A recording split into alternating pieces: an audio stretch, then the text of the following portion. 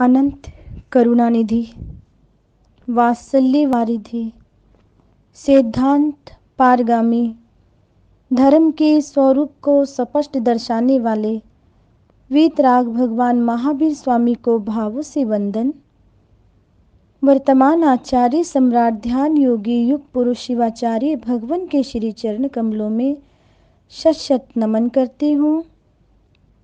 मम हृदय निवासिनी गुरनी मैया सरल आत्मा महासाध्वी वीणा जी महाराज साहिब के श्री चरण सरोजों पे भावों सहित बारंबार वंदन करती हुई धर्म प्रेमी बंधुओं, माताओं एवं भावी जीवों, प्रतिदिन आप प्रभु वाणी का पान कर रहे हैं, जिनेंद्र भगवान की वाणी को सुन रहे हैं। महापुरुषों की बहुत सी व्याख्याएं आपके सामने रखी जा रही हैं। आई होप कि मैं उम्मीद करती हूँ कि आप सुने हुए पर अवश्य में आचरण करेंगे और आचरण करना ही हमारी निजातम कल्याण का मार्ग है। मन में दूषित विचार की लहर उठे तो तत्काल उसकी दिशा बदल दी जाए। अगर ये लहरें सुनामी का रूप ले बैठी तो जीवन का जहाज ही डूब जाएगा। धर्म प्रेमी बंधुओं, स्वर्ग के रास्ते पर कदम बढ़ाने के लिए अपना स्वभाव अच्छा बनाइए, जीवन को खुशहाल रखिए। गंदे स्वभाव, मलिन स्वभाव से देवता तो क्या, आपके पड़ोसी भी नफरत करते हैं। ईश्वर का अनुग्रह पाने के लिए निष्पाप रहिए और निष्पाप होने के लिए सरलता को सीढ़ी बना लीजिए। स्वर्ग के राज्य में आखिर बच्चे बनकर ही प्रवेश पाया जा सकता है, यानी कि सरल बन करके। किसी झल्लाने की बजाय उसे काम करने की तहजीब सिखाइए। डांटना तभी चाहिए जब कोई एक ही गलती को 3 बार दोहरा बैठे। चिंता और उत्तेजना की आग का त्याग कीजिए, खुश रहिए। आखिर किसी भी जलती डाल पर शांति की चिड़िया नहीं बैठा करती। अवसाद से बचने की सर्वश्रेष्ठ औषधि है हार। औषधि है हर समय प्रसन्न रहिए। ये वो सर्वश्रेष्ठ औषधि है कि हर समय प्रसन्न रहिए, चाहे जैसा हालात हो जाए। अपनी प्रसन्नता को किसी के पास गिरवी मत रखिए। भाई भाई के बीच मनमुटाव और स्वार्थ भावना का त्याग कीजिए, नहीं तो आपका घर नरक बन जाएगा। भाई के प्रति प्रेम और त्याग की भावना अपनाइए, घर का स्वर्ग सुरक्षित रहेगा। कृपया धीरज रखिए। हमारा सिर माचिस की तिल्ली नहीं है कि छोटी सी रगड़ लगे और देखते ही देखते आग बबूला हो उठे। 7 दिन के लिए अपने चिड़चिड़ेपन का त्याग कीजिए। अगर आपके अंदर चिड़चिड़ापन है, यदि आपके अंदर क्रोध है, तो 7 दिन के लिए अपने चिड़चिड़ेपन का त्याग कीजिए, बुरे स्वभाव का त्याग कीजिए, गंदे विचारों का त्याग कीजिए, मलिन भावनाओं का त्याग कीजिए और फिर देखिए कि आपका आदर पहले से कितना बढ़ा है। याद रखिए, कर्म तेरे अच्छे हैं तो किस्मत तेरी दासी। कर्म तेरे अच्छे हैं तो किस्मत तेरी दासी।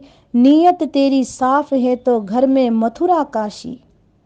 इंसान की पहचान अच्छी बातों से नहीं, अच्छे कर्म से होती है। अच्छी बातें तो बुरे लोग भी कर लेते हैं, मुंह में राम बगल में छुरी जैसी, पर अच्छे कर्म तो केवल अच्छे लोग ही कर सकते हैं।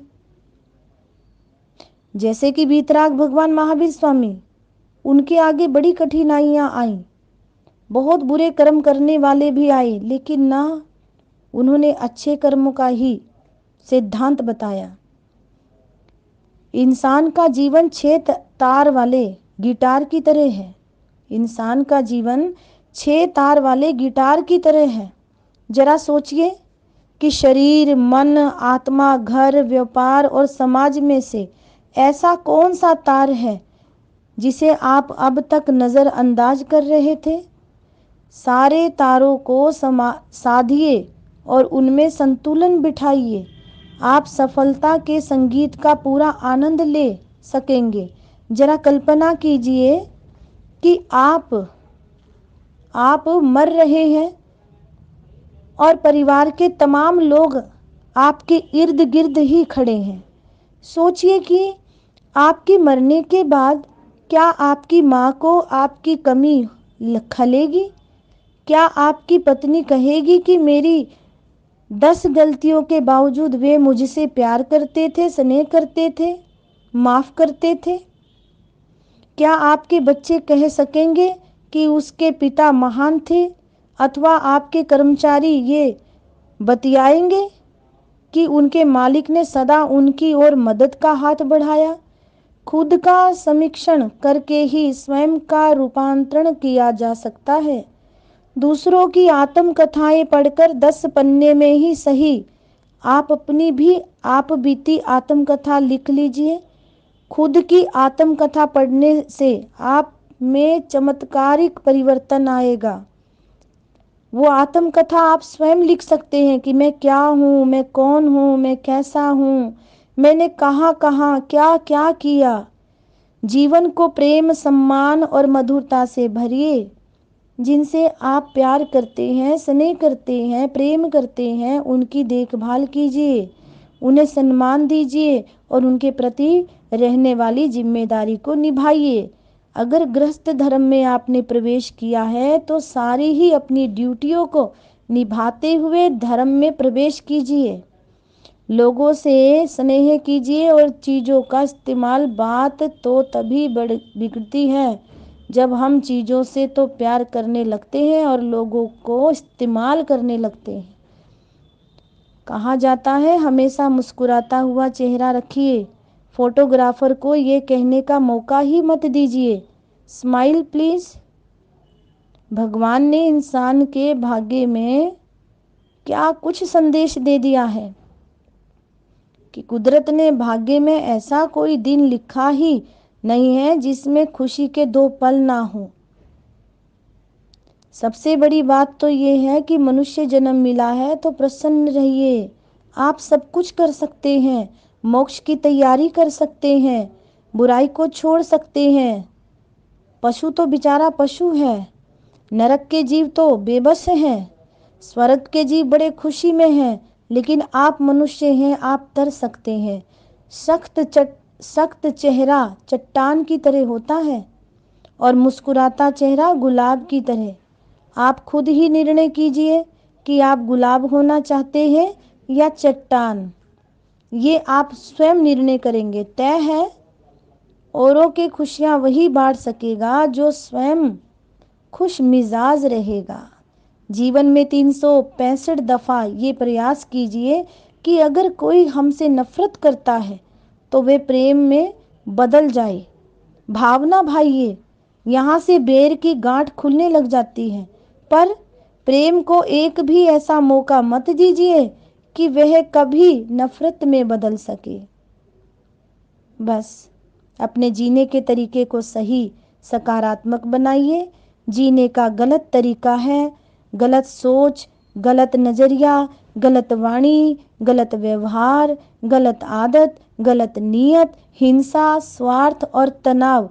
जीने का सही तरीका है सही सोच, सही नज़रिया, सही वाणी, सही व्यवहार, सही आदत, सही नीयत, प्रेम, शांति और सम्मान।